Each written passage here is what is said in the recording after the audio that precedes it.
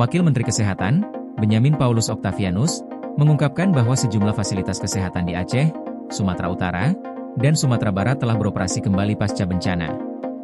Di Aceh, dari total 65 rumah sakit yang terdampak, 62 diantaranya sudah beroperasi kembali. Benyamin menyatakan, hanya 3 rumah sakit swasta yang masih belum beroperasi hingga saat ini. Selain rumah sakit, fasilitas kesehatan lainnya, seperti puskesmas, juga sudah mulai berfungsi kembali. Dari 305 puskesmas yang ada di Aceh, hanya 37 puskesmas yang belum beroperasi karena kerusakan parah akibat banjir. Benyamin menjelaskan bahwa proses pemulihan fasilitas kesehatan ini dilakukan secara bertahap dan diprioritaskan untuk memastikan agar layanan kesehatan tetap tersedia bagi masyarakat yang terdampak bencana.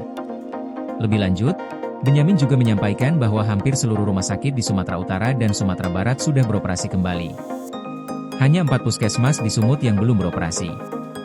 Hal ini menunjukkan bahwa keadaan darurat terkait pelayanan kesehatan pasca bencana sudah dapat diatasi dengan baik.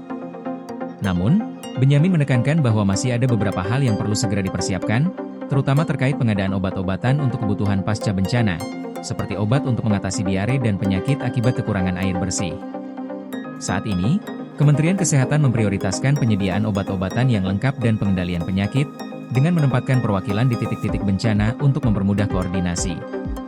Menurut Benyamin, Kemenkes telah menempatkan petugas di lokasi bencana agar proses distribusi bantuan bisa lebih cepat dan tepat sasaran. Kami mengirimkan bantuan obat-obatan dan fasilitas kesehatan segera setelah ada permintaan, dan ini sudah berlangsung selama 22 hari, ujar Benyamin. Meskipun krisis kesehatan akibat bencana sudah dapat diatasi, masih ada beberapa alat kesehatan yang rusak parah dan perlu diganti dengan yang baru.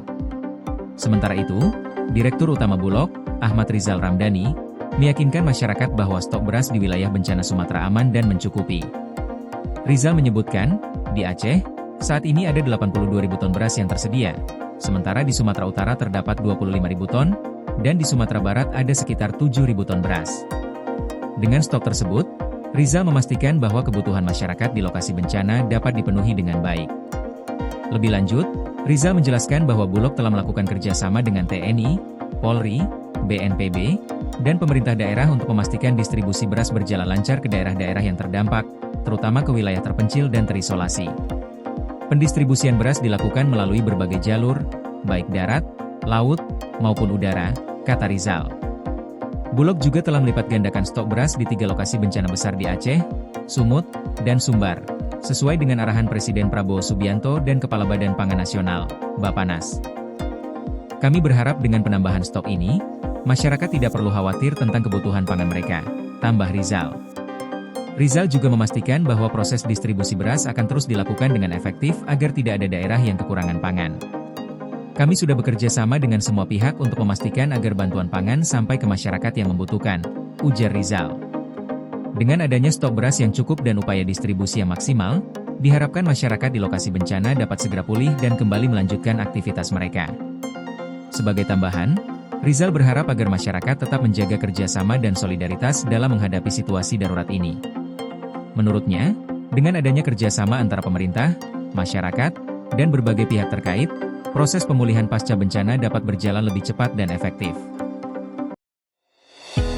Koordinasi PLN dengan TNGL jelang Hari Kesaktian Pancasila, listrik terbangun, alam tetap lestari. Panen perdana garam Aceh.